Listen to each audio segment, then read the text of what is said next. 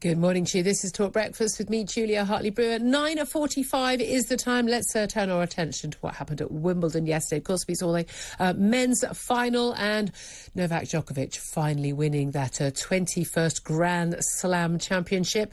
7th Wimbledon win as well, of course. Takes him to equal with Nadal in terms of the number. I know, is he one behind? No, I lie. One behind Nadal in terms of his Grand Slam wins. Let's talk to Lisa O'Sullivan, who's TalkSport's tennis correspondent. Good morning to you. Good morning, Julia. Yeah, so one more, but one behind Nadal, one more than Federer, though. I mean, 21 Grand Slams. There's no doubt at all. Djokovic is one of the all-time greats. Yeah, he is, and he pulled out that kind of performance as well yesterday. Not only is it his 7th, so alongside Pete Sampras, one behind Roger Federer, that was also his 4th on the bounce. He hasn't lost on centre court for 38 matches now. Goes back 5 years since he lost at Wimbledon last. And even though there were times when he dropped the first set for 3 matches running, you know, at first you think, oh, is that concerning? No, because he just turns it on. But he gives a little bit of hope to his opponents, because he did that with Cam Norrie, didn't he, at the end of the week as well, which is it's almost cruel is what he did. Of course, he did have a bit of a free pass in the sense that he was up against, I mean, admittedly a brilliant player, Nick Kyrgios, but not against Rafael Nadal, who had to pull out because of injury. Yeah, I mean, well, let's give Cam Norrie credit. He played very well in that first set against Djokovic, because Djokovic was nervous on that one. So much on the line for him this time round at Wimbledon. And Kyrgios rested up because Nadal having to withdraw with an abdominal tear, but not necessarily the best thing you want when you're coming to the tail end of a Grand Slam tournament.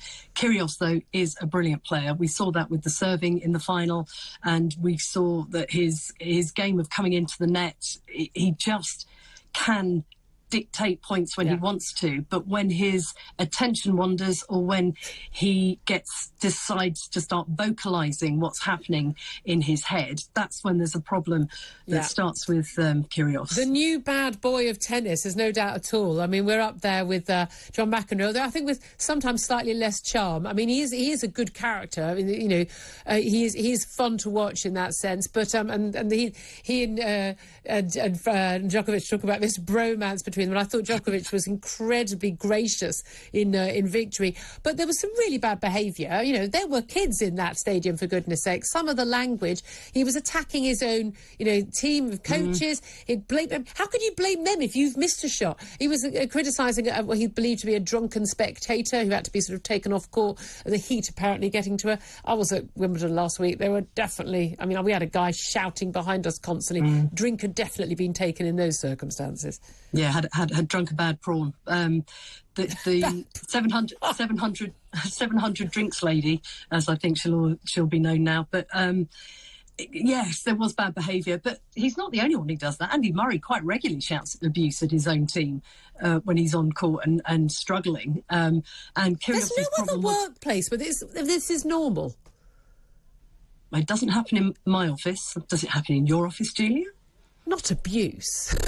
No, and I mean, swearing is kind of part of everyday life, but not on the BBC, not on primetime television of any kind. And that's why he was fined for that. He got a code violation for it. He got away with a little bit more than perhaps he should have done. Prince George might have learnt a thing or two sitting between his mum and his dad in the royal box there, because he was front row, literally front row. Crucial thing is it up next? I think it's the US Open, because Djokovic can't enter America because he won't prove his vax status. I mean, all credit to him, frankly. Puts his money in his titles where his mouth is. But there's any chance of the US changing that? Well, John McEnroe's among those who are calling for something to be done, for him to be given extra testing, or for some way to allow him into the country. Well, they could just stop their stupid rule, couldn't they, really? I mean, that's the other option. Well, that's it. But as it stands at the moment, the rule hasn't changed. And I think with the massive surge of COVID cases that are around at the moment, they might be hesitant to do that, but you know, that's up to the authorities in the US. Right, I'm going to correct you. I think making an exception for one player might not actually happen. But all right, then we shall see. Lisa O'Sullivan, TalkSport's tennis correspondent. Thank you very much indeed. 9:50 is the time.